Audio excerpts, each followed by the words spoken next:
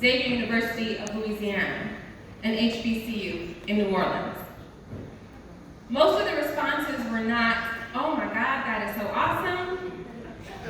It was instead, "What is an HBCU and why would you want to attend one?" See, many don't know the history of HBCUs. That for hundreds of years, Blacks were not allowed to attend American institutions of higher learning. Not because we weren't smart enough, but because of racism and segregation. So we created our own higher institutions of learning. In fact, the definition of HBCUs are those institutions of higher education that were established before the Civil Rights Act of 1964 with the intention of primarily serving African Americans. There are currently over 100 recognized HBCUs across the United States. And my why for attending one was very simple. HBCUs produce excellence in an environment that is supportive and nurturing. HBCU graduates include civil rights leaders such as Martin Luther King Jr. and Congressman John Lewis, legal scholars such as the Honorable Thurgood Marshall and Willie Gary, all three of this nation's Black U.S. Surgeon Generals, Oprah Winfrey, Spike Lee, NFL greats such as Jerry Rice and Walter Payton, our 23rd U.S. Secretary of Labor, Alexis Herman, our California Speaker Emeritus, Herb Weston, and of course, the first female Vice President of the United States of America, our very own Kamala Harris, just to name a few. We are all HBCU alum. Today, over half of all African American professionals are graduates of HBCUs. HBCUs have played a significant role in producing Black professionals in degrees of STEM. And despite representing only 3% of higher education institutions, HBCUs award 24% of STEM bachelor degrees to African Americans.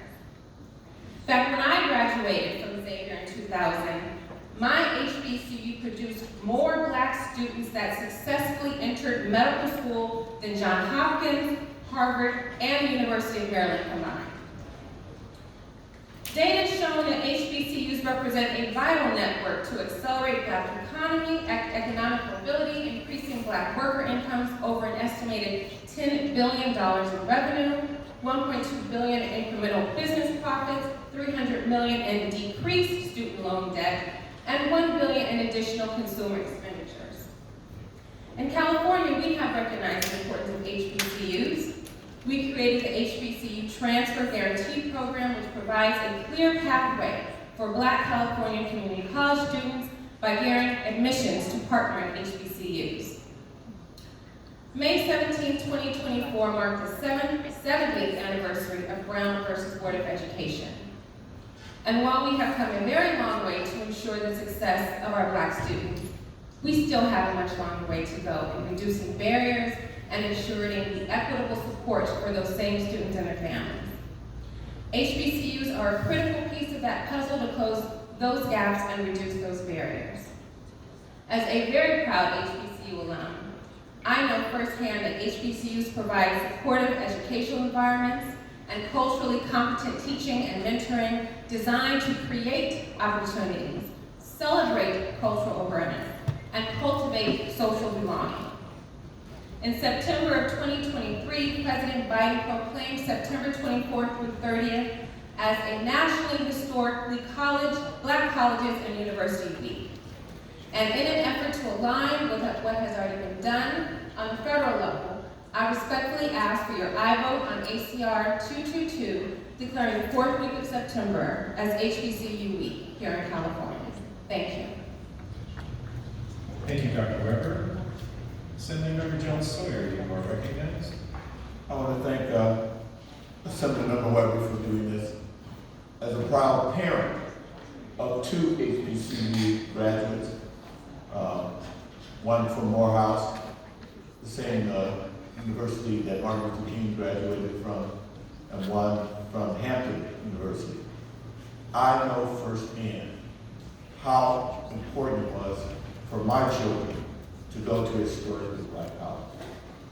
I know the support support system that was given to my son who graduated with a degree in biology and math at Morehouse, which is one of the hardest things you could ever graduate from just about any HBCU, and my daughter in math. If it wasn't for the support system that actually understood the challenges of an African American student that they needed, that support system where I would get a call at 2 o'clock in the morning from one of the deans because my son was out partying too much. I wouldn't get that from any other university because they cared. They cared deeply. And they knew they had a responsibility to graduate people of color, but most important, to graduate more and more professional African Americans to go back into the community and make it better. Right now, I'm supporting 2 teachers who are now in LAUSD. And my daughter just became a principal. I believe she's a principal at age 32, one of the youngest principals in LAUSD. It's because of the training she received there. She now has a doctorate because of the training that she got. She got her master's in Hampton and they got her doctorate because they talk about excellence every day. And that excellence you can see the people who have graduated from these institutions.